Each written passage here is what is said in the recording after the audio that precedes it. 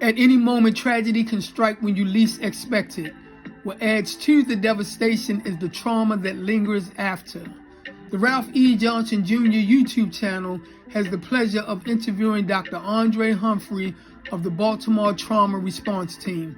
He will be educating us on how to deal with trauma if it unfortunately comes our way.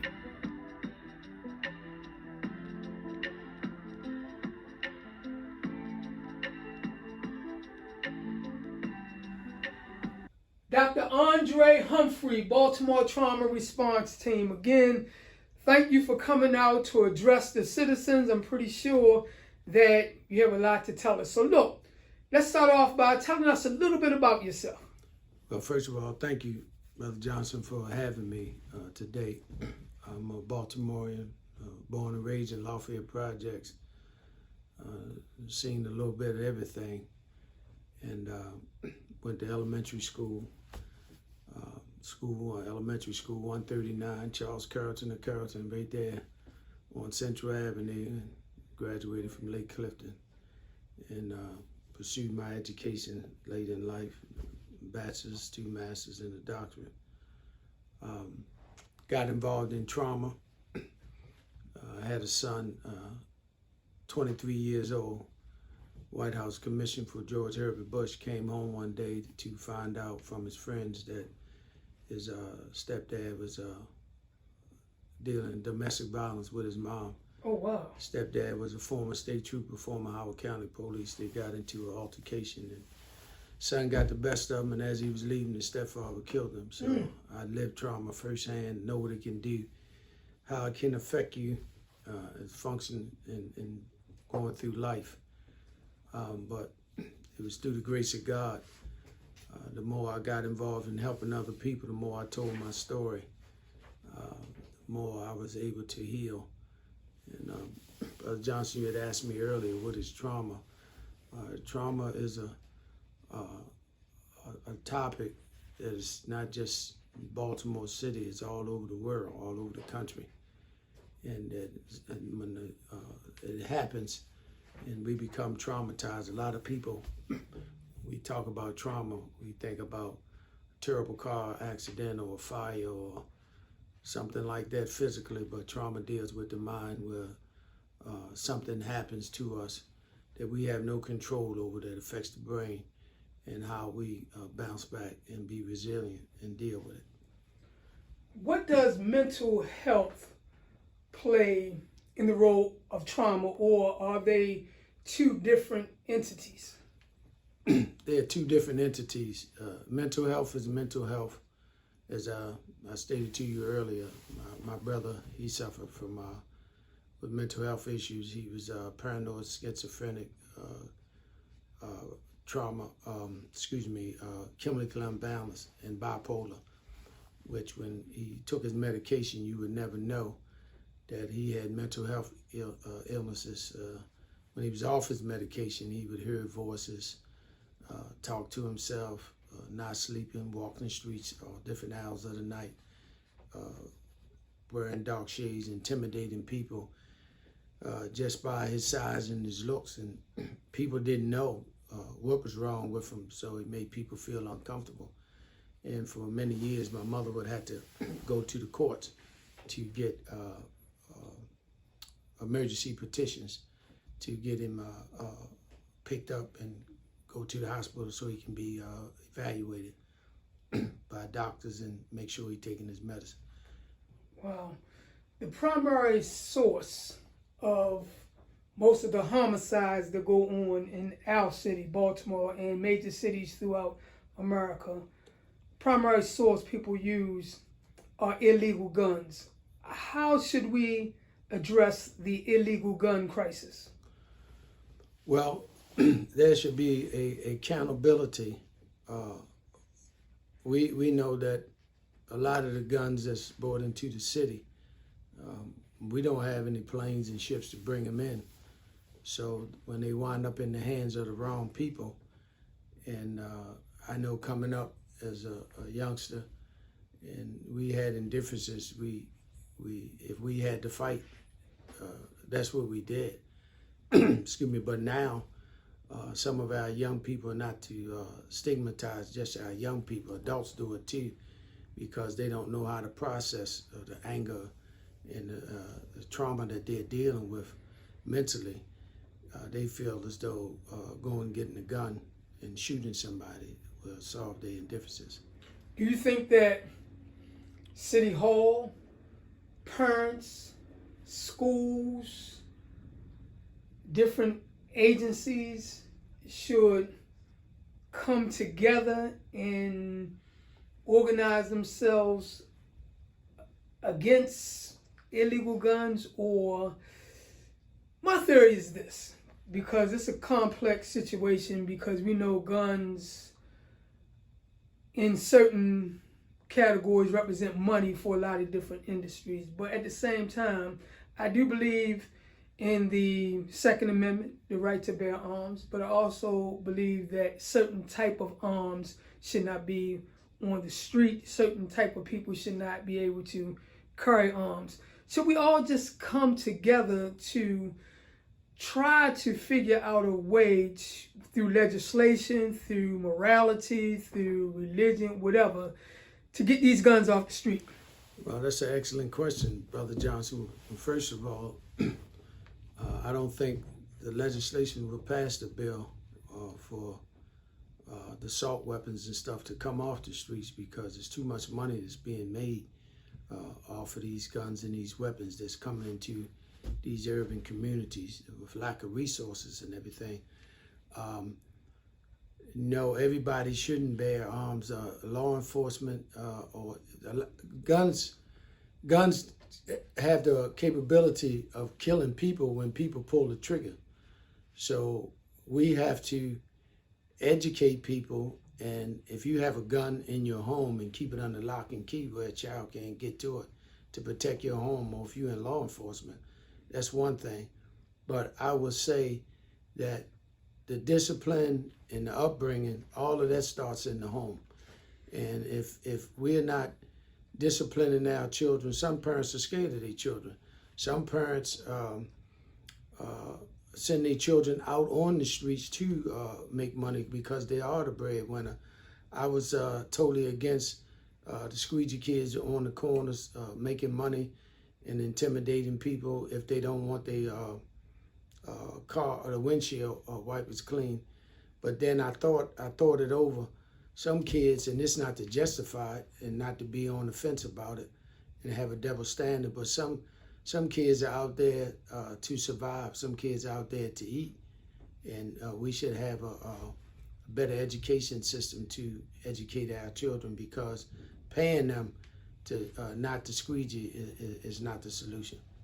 Speaking of schools and skills, do you think that trade schools, bringing back trade schools back into the school system, will give our youth a skill set to enable them to make a living besides selling drugs or doing something else that involves illegal guns? What do you think about trade schools and trade schools actually curbing the violence? I think putting trades back in the school, you will see a large reduction of crime, because I'm a product of going to a trade school.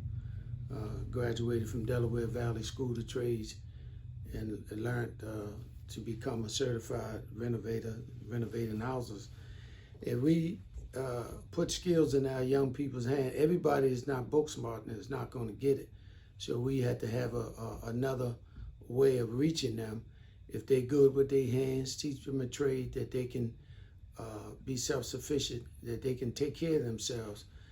We always gonna need plumbers, roofers, carpenters, but those trades never go away. I don't think some of those trades that the robots can take on. So to answer that question, I would say yes, they need to rethink that.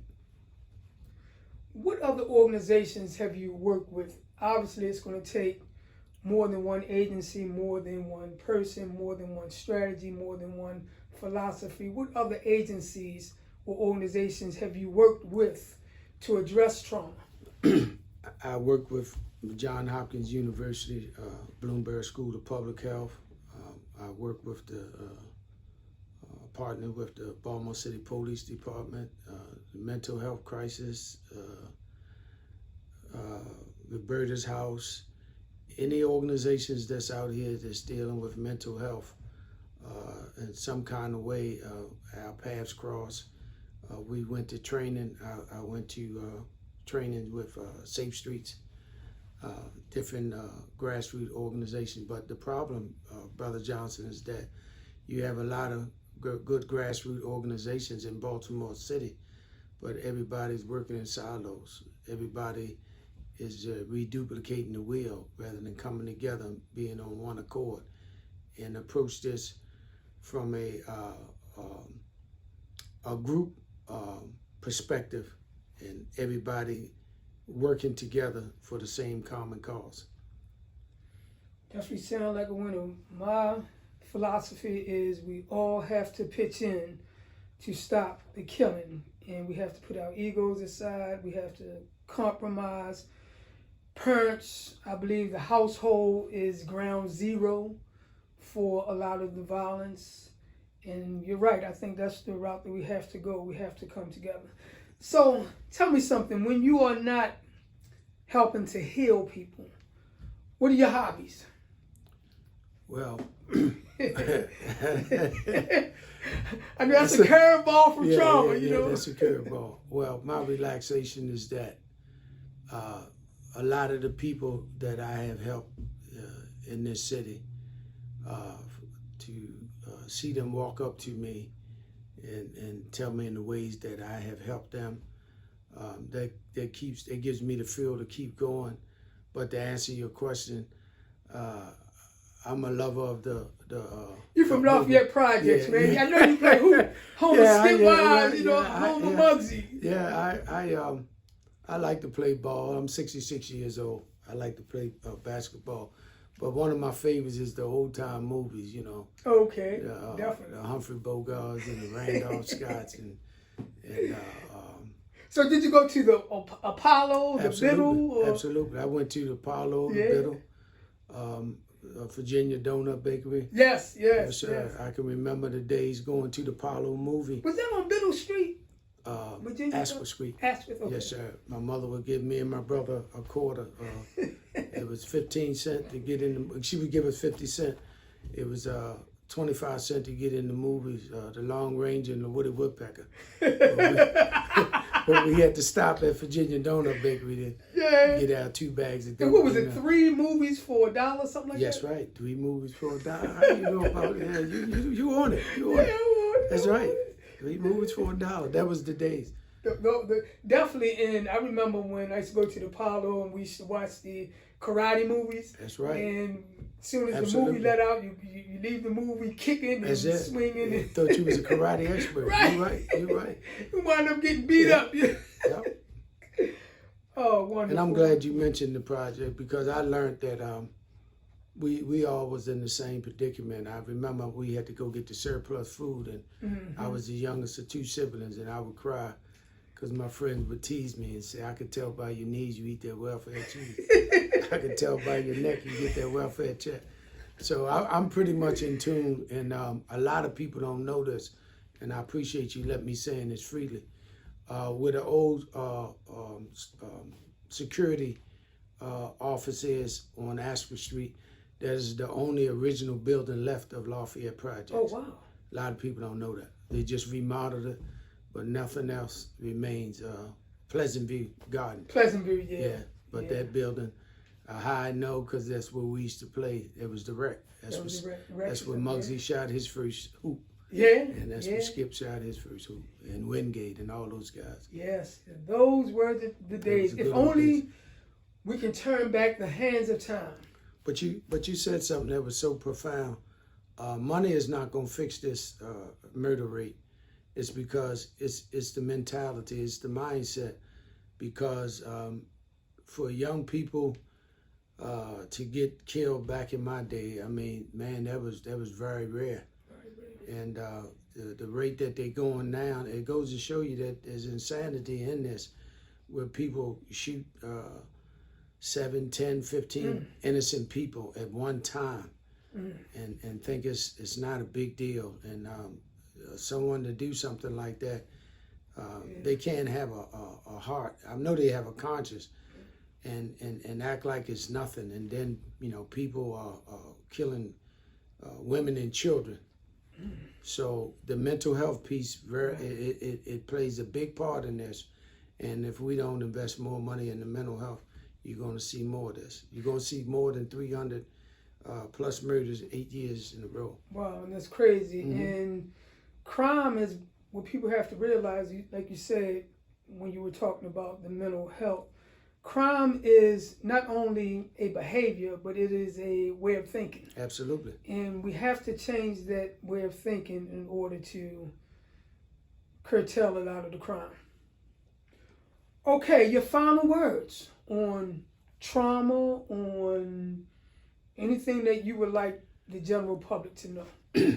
I would just like the general public to know that I know from firsthand from working in the Department of Juvenile Services, and I wrote a book that I'll definitely make sure you get. It's called Black Youth in the Juvenile Justice What's the name of that book again? Black Youth in the Juvenile Justice System. Yes, sir. I'm definitely going to get my copy. You have it in your car? No, I'm going to make sure you get it, though. Okay, definitely. I'll make sure you get it.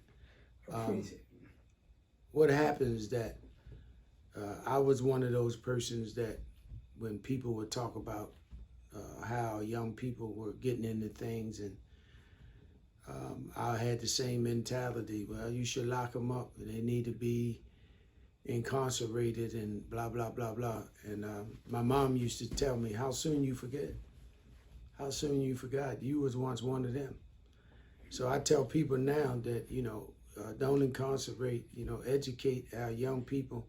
And a lot of things that's going on, Brother Johnson, a lot of it is our fault, because you can't be afraid of these young men. You'd be surprised if you engage in a conversation with them. A lot of them want to be, mentored. And mentor don't cost a lot of money. It just costs a little bit of time. And a lot of the guys that I was their mentor at Charles Hickey School, they grown now. They walk up to me and say, thank you. Thank you. That's my reward. And another thing that parents have to realize, and I hate to put it out there like that, but your baby, your sweetheart, may be society's monster. That's true. So we have to also look at our children's faults, right, and not just try to not look at their faults because we love them so much. Right. Sometimes when we address their faults, it's actually helping them more. That's true. Dr. Humphrey, wonderful conversation, very enlightening. I appreciate you and thank you for coming by. Thank you for having me, Brother Johnson. I appreciate the time you allowed me to come and be on your show. I'm honored, and I'm excited to share what I know about trauma.